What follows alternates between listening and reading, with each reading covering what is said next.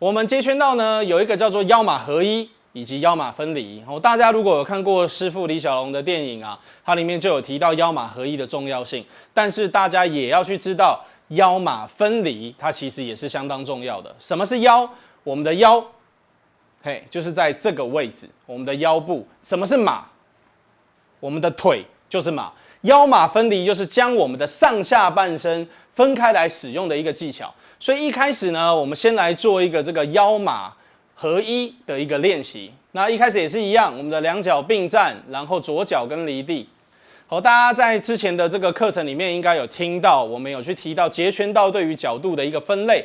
接下来我们都会用这个角度分类，也就是1到9度角的方式来告诉大家我们所转向的角度。所以如果大家对于这个角度呢有疑问，麻烦回去看前面的1到9度角的教学课程，你就会知道我们的1到9度角是怎么分类的。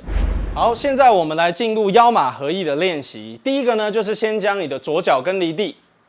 然后呢，我们左脚跟离地的话，因为我们要配合我们的高低交换拍，所以我们会转向左边的3度角动。那大家在转动的时候，应该会注意到上半身跟下半身它必须同时运动，而且你会发现现在它的左脚跟已经变成是右脚跟离地，这就是一个高低交换拍的流畅变化。那接下来你不需要回到1度角，接下来我们直接转到右边的3度角动。好。在旋转的时候，刚开始在练习的时候，我们很容易会转过力，因为你可能在不同的地面有不同的摩擦力，所以你在转动的时候，它会有个阻力在。所以你在停下来的时候，你会发现身体如果有个震荡，就代表你旋转的力道稍微过强。那只要确保好你的2只脚有正确的使用高低交换拍，并且你的上半身呢跟下半身是一起转动的，这样子就是 OK 的。来动，好动。动，动。在做的时候，大家要特别去注意到手部的固定哦，我们让它很自然、适当的贴在我们的2侧，不要产生左右的甩动。那但是你也不要用力去压着它，因为这样就是一个过力的表现。动。在做的时候，刚开始我们很容易会出现身体上下颠动的这个情形产生，所以大家要注意如果有颠动，问题就是出在你的膝盖没有固定好，然后你的膝盖的百分比也没有控制好。最简单的讲法就是高低交换拍没有做好，你才会在做的时候产生升高的颠动。动。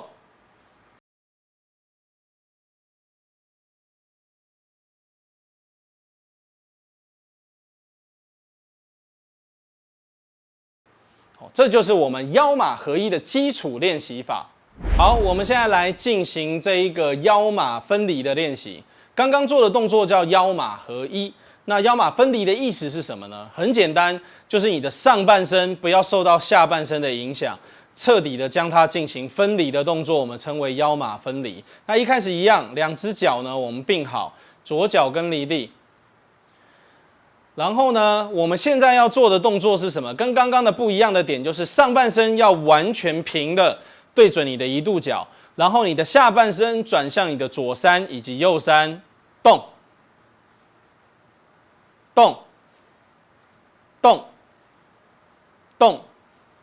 所以大家可以在画面里面看到，我们示范者的上半身还是有些微的在这个转向，那是因为他的腰部的固定力以及肩膀的这一部分没有做好。所以大家在练习这个动作的时候，一定要对着镜子，然后呢，让自己的上半身完全的对向正前方，并且要有一种像衣架一样去勾着你的肩膀。